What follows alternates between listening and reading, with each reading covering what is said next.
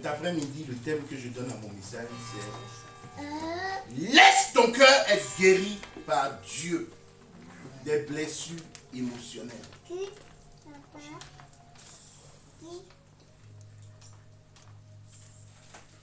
Vous savez, il y a plusieurs sortes de blessures. Il peut y avoir des blessures d'ordre physique, des blessures d'ordre psychologique et des blessures d'ordre émotionnel. Et si je ne me trompe pas, je pense qu'il y en a d'autres encore. Peut-être. Mais ce n'est pas évident.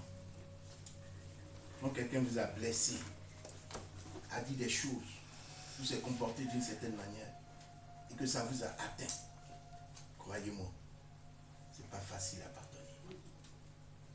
Croyez-moi, ce n'est pas facile à revenir et de considérer cette personne comme étant un ami. De reconsidérer cette personne comme étant une personne responsable, que vous aimez, comme étant un père, une mère, un frère, une soeur. C'est pas facile. Dieu pense les blessures.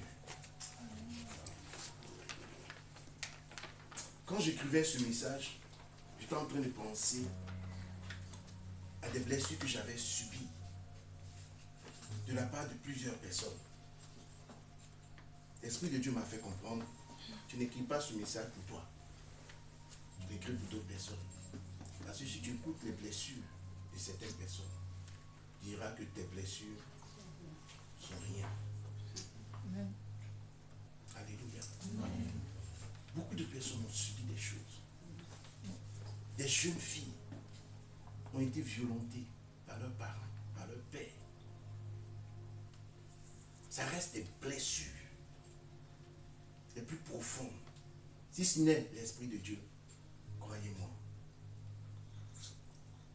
cela ne peut s'oublier. Beaucoup de personnes dans ce monde vont voir des psys. Ils pourront oublier. Mais je crois que la meilleure méthode, la meilleure manière, c'est de nous confier en l'Éternel. Parce que c'est lui qui peut faire quelque chose. Amen. Que son nom soit béni. Nous allons voir qu'est-ce que les blessures émotionnelles. Comment gérer les blessures émotionnelles et l'acceptation de l'autre. Accepter l'autre, c'est pas facile, hein?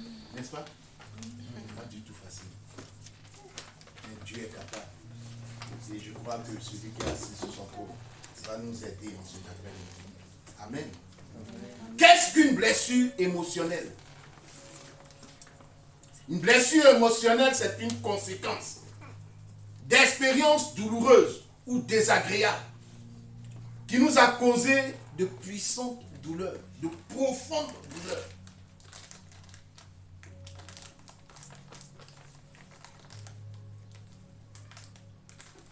Il y a des personnes qui trimballent leurs blessures émotionnelles, qui se baladent avec. Il y a d'autres qui ont travaillé leurs blessures émotionnelles. En fait, de faire cela une force.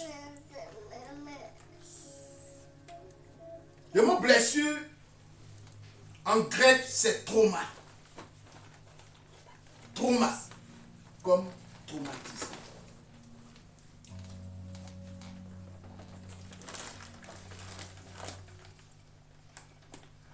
Avant, quand on était plus jeune, on plaisantait avec des choses.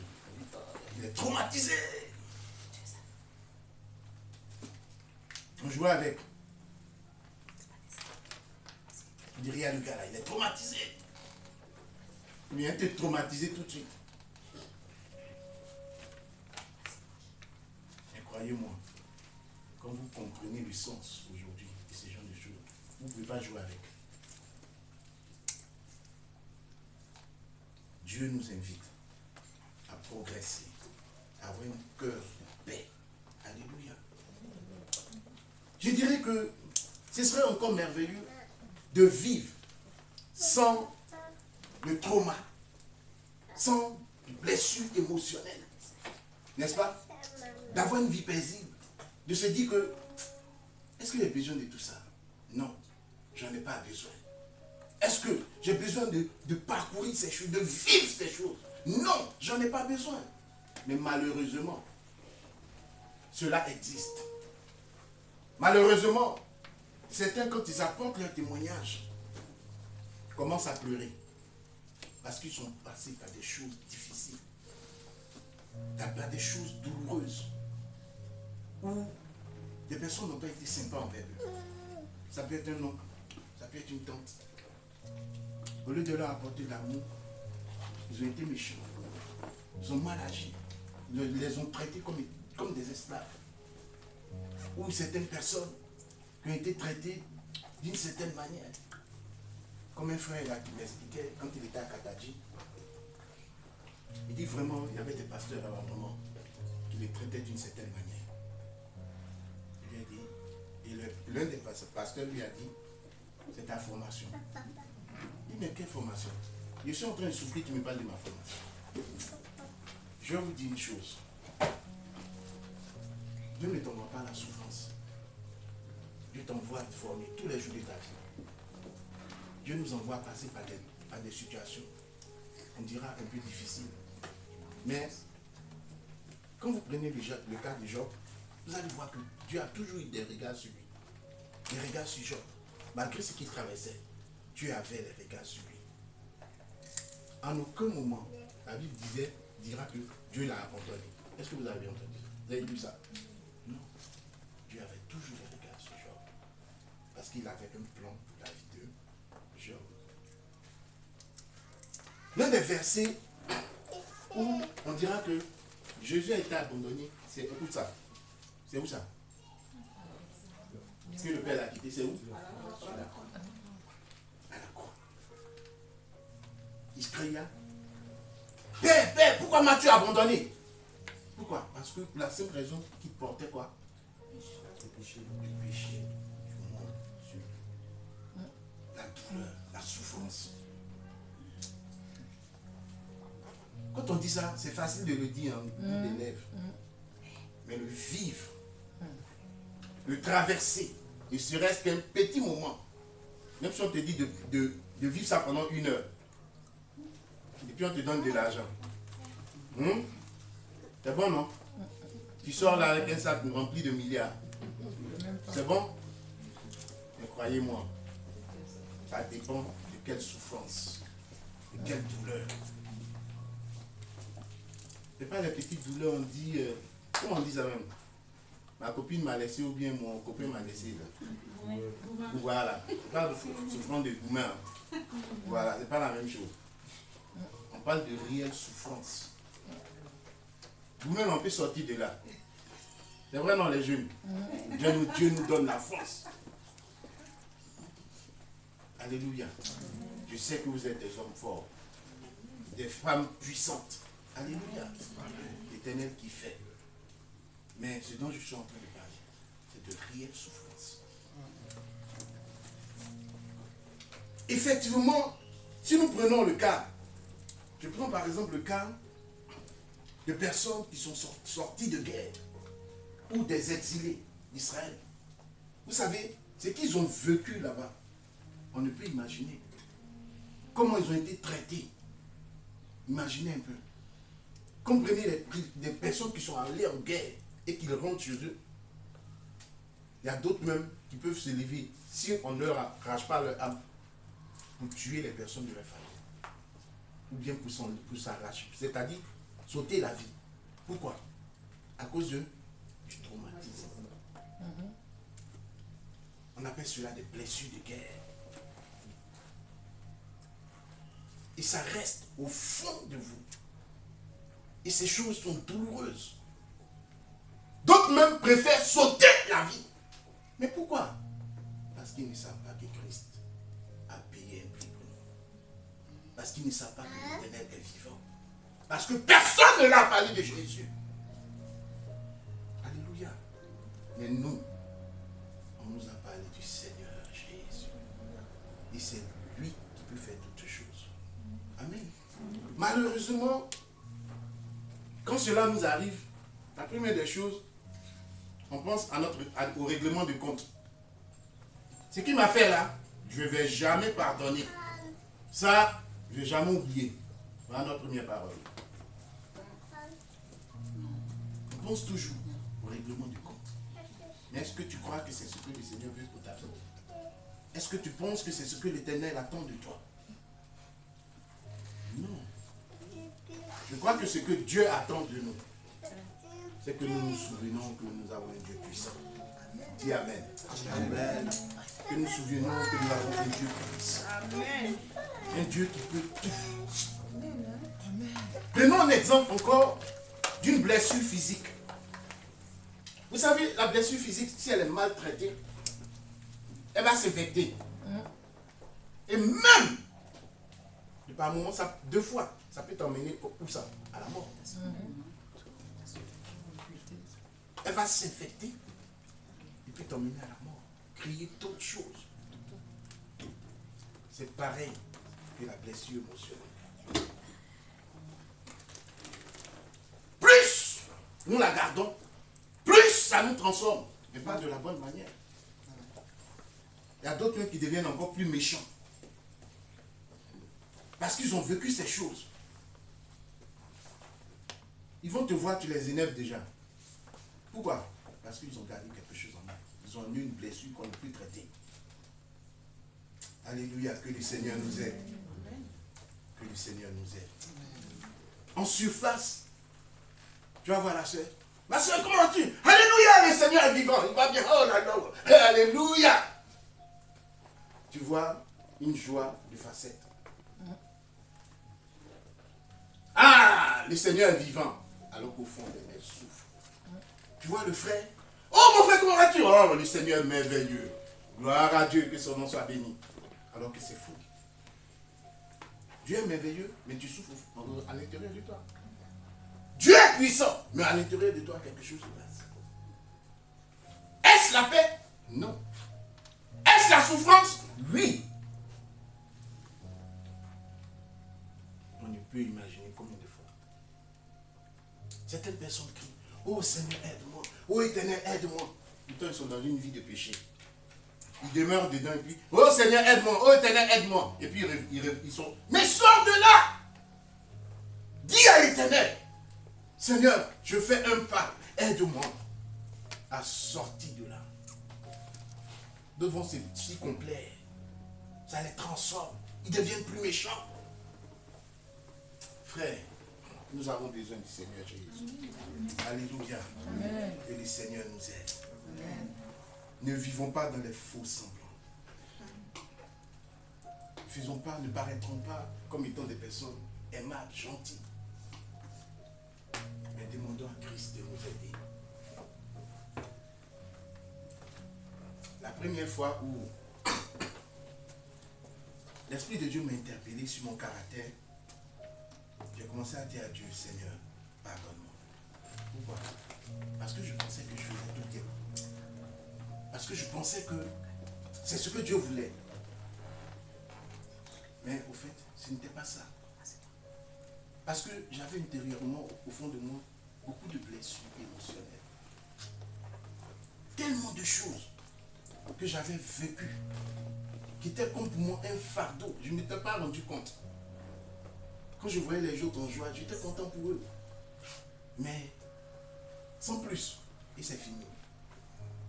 Et quand je rentrais chez moi, est-ce que j'avais la paix, la joie? Mais j'étais triste. Frère, soeur, est-ce que c'est ce que Dieu voulait pour moi? Non, je ne suis pas sûr. Je n'étais pas sûr. Mais quand j'ai découvert par le Saint-Esprit, quand j'ai découvert au travers des frères, découvert au travers des sœurs, découvert au travers du pasteur, découvert au travers des amis, que fais attention, la blessure émotionnelle peut te détruire. L'Esprit de Dieu va me dire, fais pas ça. Plus tu garderas cela en toi, plus cela va te détruire. Petit à petit. Il n'est pas bon d'enfouir ces choses en nous. Car petit à petit, nous pouvons être détruits. Ça va provoquer en nous de l'angoisse. Ça va provoquer en nous, je dirais, de l'orgueil. Ça Ça va provoquer en nous de la jalousie. Et ça va nous meurtrir. Vous ne pouvez pas imaginer. Faisons attention aux blessures émotionnelles. Laissons le Seigneur nous guider. Alléluia. Nous allons commencer petit à petit à oublier même Dieu. Que Dieu existe. On va chercher toutes les autres solutions. Mais oublier la solution qu'il existe un Dieu. Vous comprenez?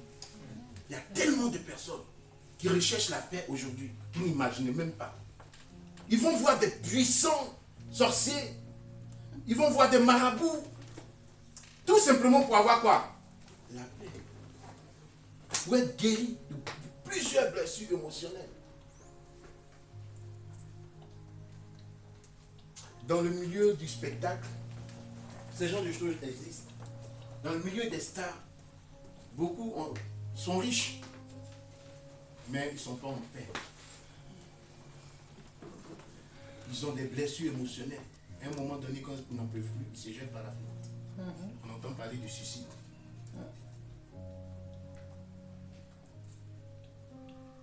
Prenons le cas de Michael Jackson. Une star que certainement beaucoup connaissent. Je dirais même nous tous avons entendu parler. Il était blessé par son enfance. Cette paix intérieure, il l'a recherchée. Mais malheureusement, il ne l'a point eu. Son argent ne pouvait pas lui sauver. Malheureusement, il est mort. Il est décédé bêtement. Il recherchait cette paix au travers de l'héroïne. C'est dommage. Les gens ont tellement dit des choses. Non, c'est un traitement qu'il devait faire pour ses cheveux ou pour quoi que ce soit. Mais vous savez, il y a des solutions. Et la première, c'est Dieu d'abord.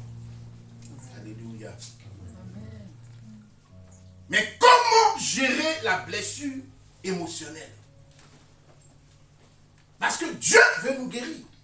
Alléluia.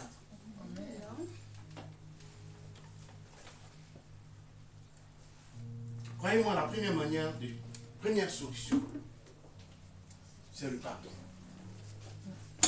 Alléluia. Je vais m'adresser à tout le monde, à chacun de vous.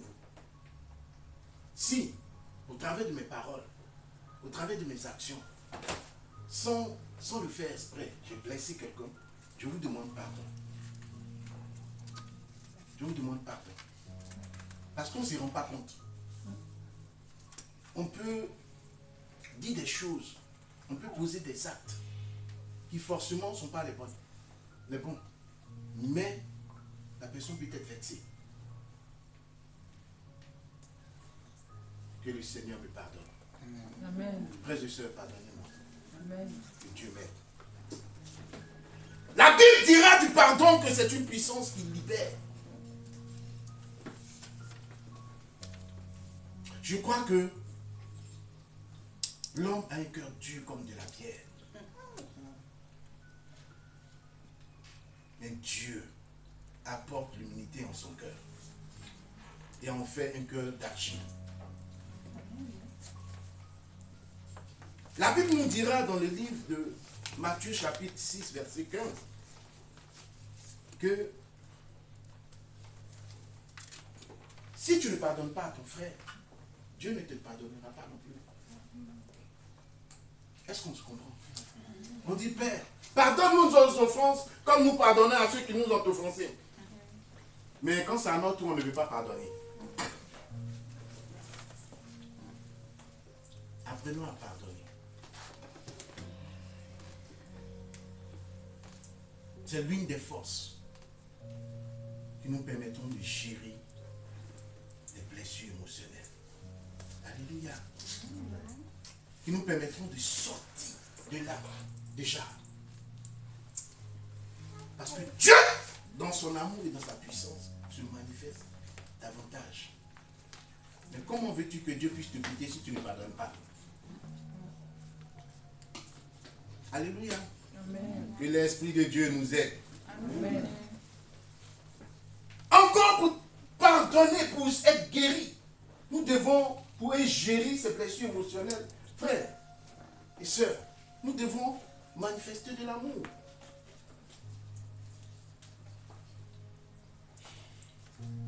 Vous savez,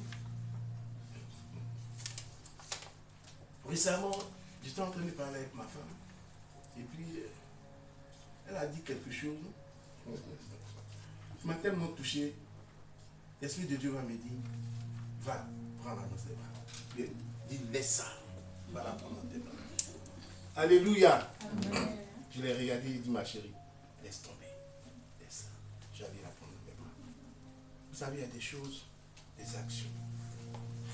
L'ennemi, la Bible dit qu'il est puissant. Il est fort. Mais Dieu est plus puissant que lui. Amen. C'est vrai. Dieu peut vous révéler quelque chose qui va déstabiliser l'ennemi. Alléluia. Amen. Allez prendre déjà quelqu'un dans tes bras. Et puis lui dire je t'aime. C'est déjà quelque chose de puissant.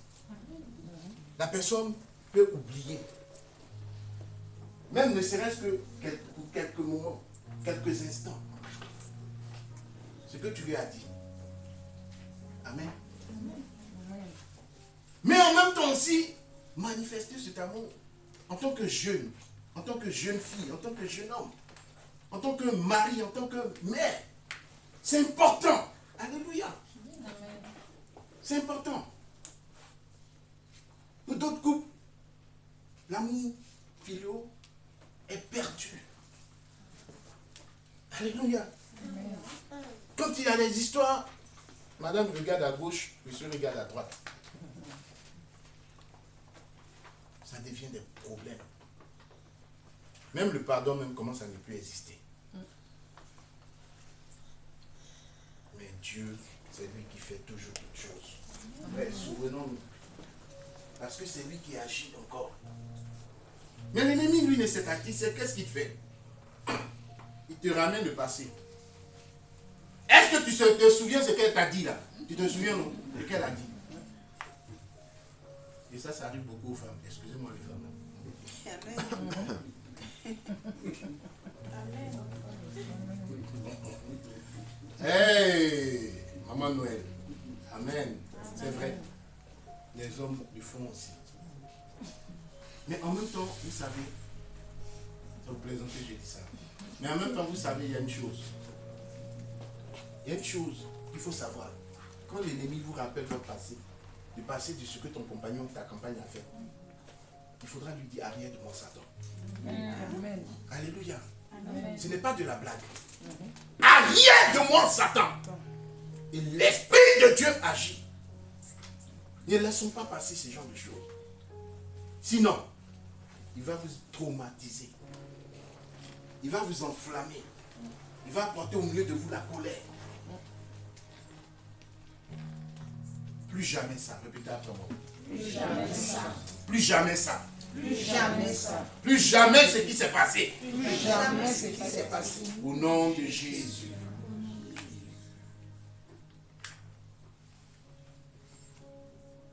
Il est important, nous en tant que les fils du royaume et les filles du royaume, de nous dire que Dieu a payé un prix. Et nous méritons. Nous sommes privilégiés. Nous méritons ses avantages. Nous méritons ses grâces. Alléluia. Demande à Dieu, donne-moi de la force. Et il te donnera de la force. Alléluia. L'une des choses encore qui te pourront te permettre de gérer, je dirais, les blessures émotionnelles, c'est la communication. Vous savez, le manque de communication avec Dieu, le manque de prière, déjà, tu auras déjà péché même. Le fait même de ne même pas prier Dieu.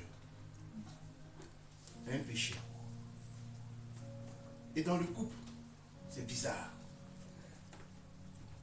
Le fait de ne pas communiquer avec ta femme, ça fait bizarre. Pourquoi? Vous êtes dans la même maison, monsieur passe à droite, madame passe à gauche. C'est quoi ça? C'est quelle idée ça? Ce n'est pas une bonne chose.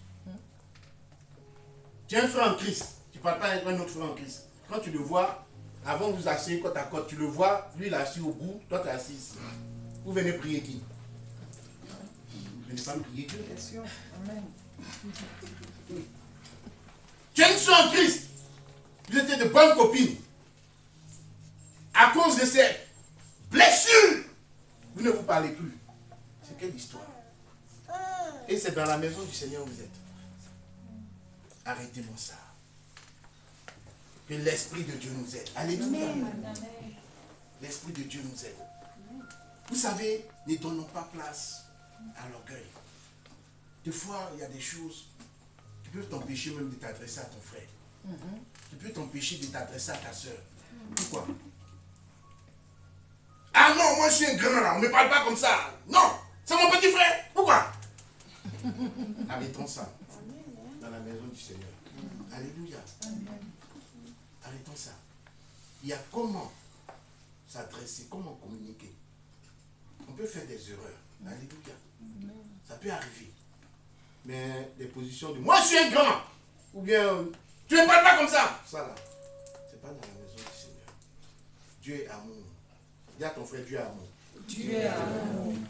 J'ai pas entendu. Dieu est amour. Alléluia. Amen. Dieu aime quand on communique. Mon frère, Dieu aime quand on communique, ma soeur. Souvent, c'est dans le milieu du travail qu'on voit aussi les dangers. Parce que celui avec qui tu es rentré dans l'entreprise, c'est celui-là qui va raconter je dirais, des mensonges à ton égard auprès du directeur, du responsable. Tout ça pourquoi? Pour avoir la place que tu as eue. Pour avoir la promotion qui t'attend. Des fois même vous étiez des portes. Et tu te rends compte que plus tard, c'est lui qui prend ce qui avait été prévu pour toi, cette promotion. Et tu entends que c'est lui qui a raconté des choses à ton égard. Frère, ce ne sont pas des choses à faire. Que Dieu nous aide. Apprenons à fermer nos bouches. La Bible dit que, à force de trop parler, le mensonge ne t'a pas arrivé. En vérité.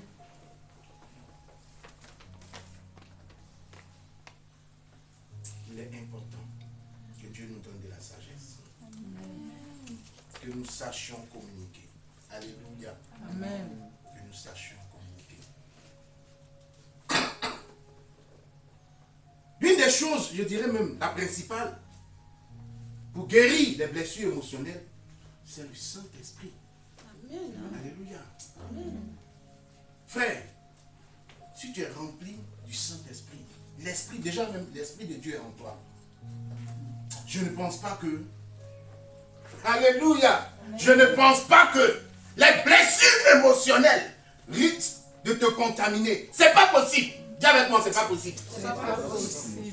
Dis avec moi, c'est pas possible. C'est pas possible. Parce que l'Esprit en toi va te reprendre. L'Esprit de Dieu en toi. Amen. Parce que tu sauras qu'il faut pardonner. Tu sauras que les fruits de l'Esprit t'aideront toujours. Amen. Amen. L'amour, la paix, la joie. Et j'en passe. Alléluia. Dis avec moi, Seigneur, donne-moi le fruit de l'Esprit. Seigneur, donne-moi le fruit de l'Esprit. Il est important, frère, il est important, ma soeur, que le fruit de l'Esprit soit au sein de votre couple. Il est important, mon frère, il est important, ma soeur, que le fruit de l'Esprit soit dans ta vie. Alléluia. Amen. Si tu es un frère dont le fruit de l'Esprit, tu ne le vois pas se manifester dans ta vie, c'est qu'il y a un problème. Si tu es une sœur dont le fruit de l'Esprit n'est pas dans ta vie, c'est qu'il y a un problème. Vous savez, quand on vient à Christ, on vient avec nos attitudes, nos comportements. On vient à Christ avec nos manières. C'est avec ce que tu es que tu viens à Christ. Et Christ te transforme. L'Esprit de Dieu te transforme dans le nom de Jésus. Afin que tu deviennes quoi? Une nouvelle créature. Mais si, comme on t'a connu dans le passé, c'est comme ça on te voit en Christ, quel est le changement? Devenir une nouvelle créature, c'est ce que tu étais. Et tu as fait demi-tour pour changer de vie. La transformation. Changer radicalement de vie. Ce n'est pas faire demi-tour et puis aller quelque part d'autre. Non, ce n'est pas ça. C'est faire demi-tour et changer radicalement. Alléluia. C'est ce que Dieu attend de nous. Que tu sois rempli du Saint-Esprit. Répète après moi. Que je sois rempli du Saint-Esprit. Que je sois rempli du Saint-Esprit. Ô Esprit de Dieu, viens guérir nos cœurs. Ô Esprit de Dieu, viens guérir nos cœurs. Au nom de Jésus. Amen. Effectivement, tu dois demander à Dieu. Seigneur, remplis-moi de ton esprit. La plupart du temps, il y a d'autres qui voient que les frères, les autres frères et les autres sœurs. Seigneur, je te prie pour mon jeune frère là, pour ma jeune sœur là, il faut la remplir du Saint-Esprit. Il ne faut pas voir l'autre. Il faut te voir toi d'abord, premièrement. Toi en premier. Alléluia. Il est important, même dans un couple. Il faut que ça soit toi d'abord. Amen. Parce que c'est ta transformation qui va faire que ta conjointe ou ton conjoint va se dire waouh, le Seigneur a apporté quelque chose dans notre vie. Amen. Amen. Parce que là où ta conjointe est faible, c'est là toi tu es fort. Là où elle est forte, c'est là toi tu es faible. Mais Dieu apporte toujours de l'équilibre dans un couple. Amen. Amen. Dieu apporte toujours de l'équilibre dans un couple. Amen. Amen. Faisons de sorte que l'Esprit de Dieu puisse nous aider davantage à aller de l'avant. Frère, c'est vrai, il y a le Saint-Esprit qui vient travailler. Mais en même temps aussi, il faut savoir que l'une des choses qui doit nous permettre d'aller de l'avant, c'est l'acceptation de l'autre. Alléluia. L'acceptation de l'autre.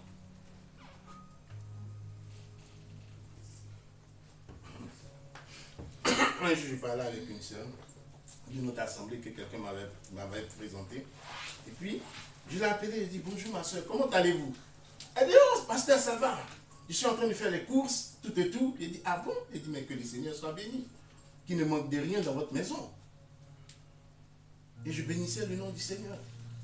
Quand elle est sortie, elle dit pasteur, tu m'as appelé là, c'est pourquoi? Il dit waouh. Elle dit c'est pourquoi tu m'as appelé? Il dit bon, ma soeur, je t'ai appelé. Elle dit c'est pour la situation que je sais là. C'est même pas l'appel, il faut rapprocher ton téléphone. Il dit ok. Il dit bon, il n'y a pas de souci. Mais avant de raccrocher mon téléphone, ma soeur, j'aimerais vous dire une chose. Vous me posez une question. Est-ce que vous avez réellement rencontré le Christ? Il dit, pasteur, oh, moi je suis baptisé même. Depuis combien d'années? Quand elle a dit ça. D'accord. Il dit, c'est pas le nombre d'années de baptême qui fait le chrétien. Ma soeur, il dit, demandez à Dieu, à l'Esprit de Dieu, de vous transformer. Parce que la situation dans laquelle vous êtes, vous ne devez pas aller jusqu'à monter un dossier de séparation. Elle voulait demander le divorce. Elle dit, ah, pasteur, il a toujours été comme ça. Il ne veut pas changer. Il est comme ci, il est comme ça. Je lui ai dit, ma soeur, j'ai dit, vous êtes mal placé pour dire ce genre de choses. Vous savez très bien la situation du frère. Vous avez accepté de vous marier avec lui. Donc, s'il y a quelqu'un qui peut faire quelque chose, c'est l'Éternel des armées. Nous, on peut parler, on peut vous donner des conseils. Mais tant que vous n'avez pas accepté le Christ, vous ne pouvez pas. Le Christ ne peut pas faire quoi que ce soit dans votre vie. Tant que lui aussi n'a pas accepté. Et aussi, tant que vous n'avez pas accepté, le Christ peut le transformer. L'accepter aussi. Lui, en tant que mari, rien ne peut se passer dans votre couple. Elle dit, bon, pasteur, ce que tu dis là, ça m'intéresse. Quand je vais arriver à la maison, je vais te rappeler. Vous savez, il y a une chose. On peut dire tout ce qu'on veut. Mais si l'Esprit de Dieu n'est pas là, tout ce que vous allez dire là, ça ne va rien Amen. apporter. Alléluia. Ça n'apportera rien du tout.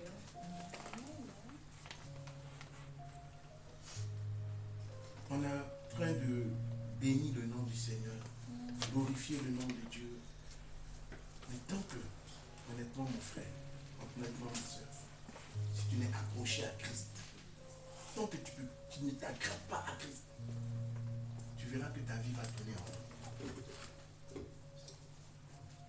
Le Seigneur ne va pas ouvrir tes yeux afin que tu voies le compagnon ou la compagne, le mari ou la femme qui est à côté de toi.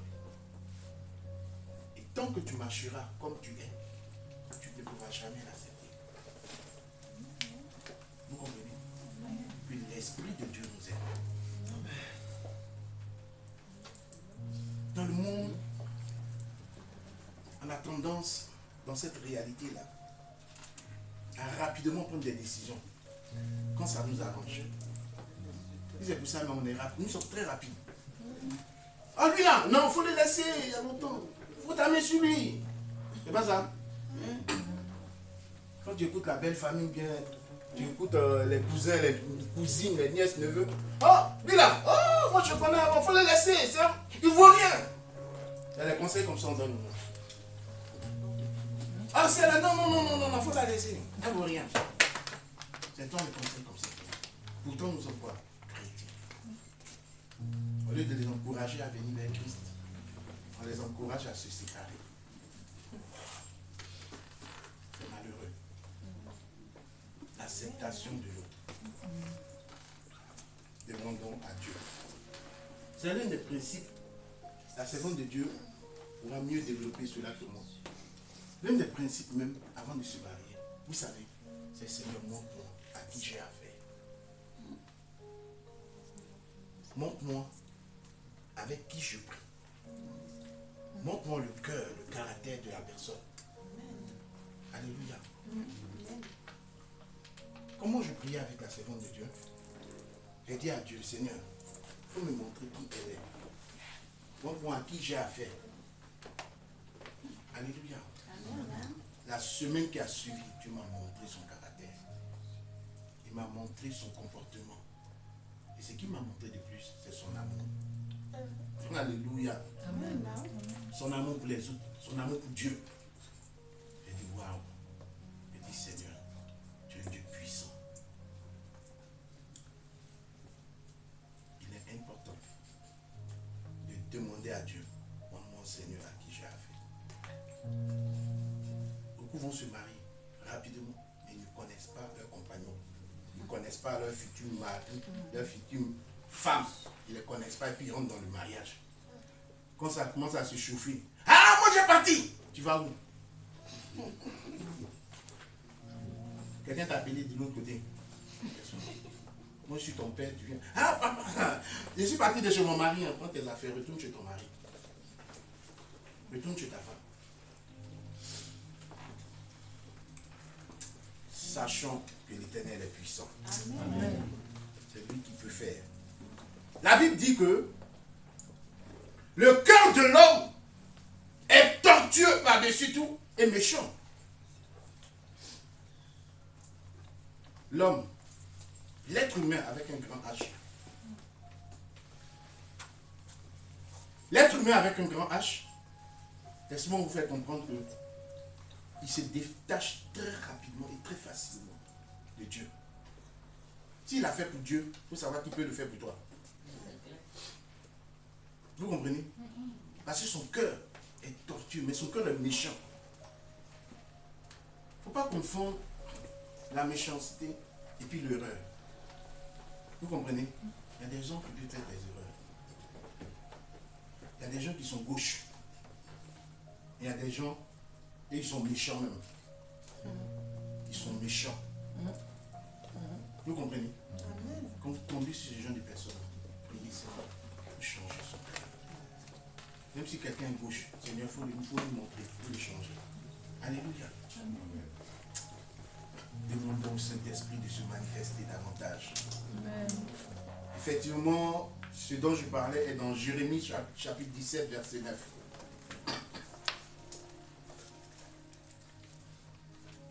nous devons repentir nos cœurs et demander à Dieu de le remplir. De le remplir de sa présence. Demander au Seigneur Jésus d'agir puissamment et au travers de son esprit. Nous devons demander la transformation du cœur. Et nous devons demander à Dieu de nous guérir. Non seulement spirituellement. Alléluia. Et physiquement. Vous savez, garder des choses dans nos cœurs, ce n'est pas la bonne solution. La Bible dit que Dieu nous pardonne et enfouit nos erreurs dans le fond de la mer. Il ne plus s'en souvenir. N'est-ce pas? Alors tu peux faire de même. Tu peux pardonner à ton frère.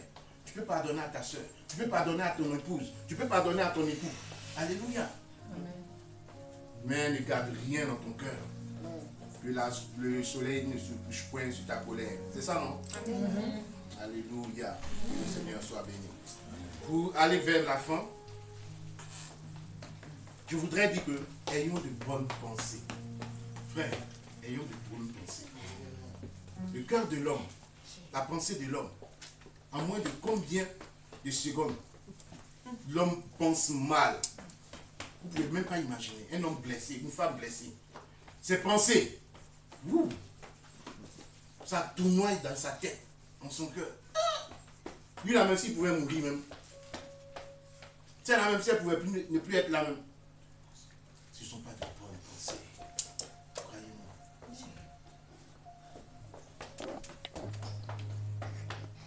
Un jour dans le train, pour terminer, aller vers ma fin, un couple était en train de se disputer dans le train. Chaudement. Ils avaient leur Bible en main. Un dimanche après l'église. Je ne sais même pas pourquoi je me suis marié avec toi-même. Et la fille va répliquer maintenant. Ça, c'est une grosse erreur. Pourquoi le Seigneur m'a envoyé vers toi? C'est une grosse erreur. Regarde comment tu es habillé. Regarde comment tu es. J'ai dit, mais elle a tout cité. Ce qui était dans son cœur, elle a fait ça.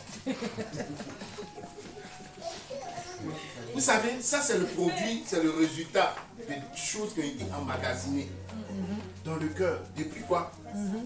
Depuis plusieurs moments.